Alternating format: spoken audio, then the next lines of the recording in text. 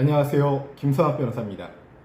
저는 제주 공사대금 변호사로서 수많은 공사대금 사건의 변론을 성공적으로 수행해왔으며 현재 다수의 공사대금 사건을 수임하여 변론하고 있습니다. 공사대금 분쟁은 건설, 인테리어, 리모델링 현장에서 매우 빈번하게 발생합니다. 특히 공사비 액수 자체에 대한 다툼이 있는 경우 법원에서는 당사자 주장만으로 판단하기 어렵기 때문에 공사비 감정 절차를 진행하는 경우가 많습니다. 그러나 감정은 만능이 아니며 준비 없이 진행할 경우 오히려 불리한 결과를 초래할 수 있습니다. 오늘은 제주 공사대금 변호사의 시각에서 공사비 감정 신청 시 주의해야 할 사항에 대해서 설명드리겠습니다. 공사비 감정이란 법원이 감정인을 선정하여 실제 공사의 범위, 시공 수준, 적정 공사비 등을 객관적으로 산정하도록 하는 절차입니다. 주로 다음과 같은 상황에서 활용됩니다. 공사대금이 과다 또는 과소 청구되었다고 주장하는 경우, 추가 공사 여부 및 금액이 다투어지는 경우, 계약서와 실제 시공 내용이 다른 경우 등이 있습니다. 공사비 감정 결과는 판결에 매우 큰 영향을 미치므로 제주 공사대금 변호사의 조력을 받아 전략적으로 접근하는 것이 중요합니다. 공사비 감정은 아무 자료 없이 진행되는 것이 아닙니다. 감정인은 제출된 자료를 토대로 현장 확인 및 산정을 진행합니다. 따라서 다음과 같은 자료 확보가 필수적입니다.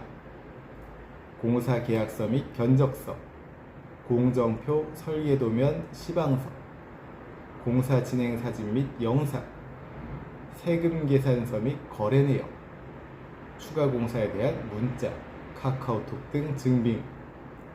이와 같은 자료가 부족하면 감정 결과가 상대방 주장에 유리하게 산정될 위험이 있습니다. 제주 공사대금 변호사와 함께 감정 전 증거를 체계적으로 정리하는 것이 매우 중요합니다. 공사비 감정은 소송 초기에 신청하는 것이 원칙적으로 유리합니다. 이미 변론이 상당 부분 진행된 후 감정을 신청하면 이를 제한적으로만 받아들이는 경우도 있습니다. 또한 현장 훼손, 추가 시공, 철거 등이 이루어진 후에는 정확한 감정이 불가능해질 수도 있습니다. 감정 시기를 놓치면 회복하기 어려운 불이익이 발생할 수 있으므로 분쟁이 예상되는 단계에서부터 제주 공사대금 변호사와 상담을 진행하는 것이 바람직합니다. 공사비 감정에서 매우 중요한 부분 중 하나는 감정 범위입니다. 감정 신청 시 범위를 구체적으로 특정하지 않으면 다음과 같은 문제가 발생할 수 있습니다. 감정 결과가 쟁점과 어긋나거나 추가 공사가 감정 대상에서 제외되고 실제 분쟁과 무관한 부분까지 감정이 진행되게 됩니다. 이 부분에 있어서는 법률적 판단이 중요하므로 제주 공사대금 변호사와 함께 전략적 설계를 하는 것이 반드시 필요합니다. 많은 분들이 감정 결과가 나오면 끝이라고 생각하지만 실제로는 그렇지 않습니다.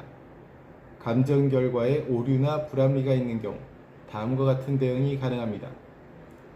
감정 결과에 대한 의견서를 제출하고 보완 감정 또는 재감정 신청을 할 수 있습니다. 감정 결과를 그대로 받아들일지 다툴지에 대한 판단 역시 제주 공사대금 변호사의 경험과 노하우가 중요한 영역입니다. 공사비 감정은 단순히 법원에 맡기는 절차가 아니라 사전에 얼마나 치밀하게 준비를 했는지에 따라 결과가 크게 달라지는 전략적 과정입니다. 현재 공사대금 분쟁으로 고민하고 계시다면 언제든지 제주 공사대금 변호사 김성학 법률사무소를 찾아주시면 신속, 정확한 해법을 제시해드리겠습니다. 조금이나마 도움이 되셨으면 합니다.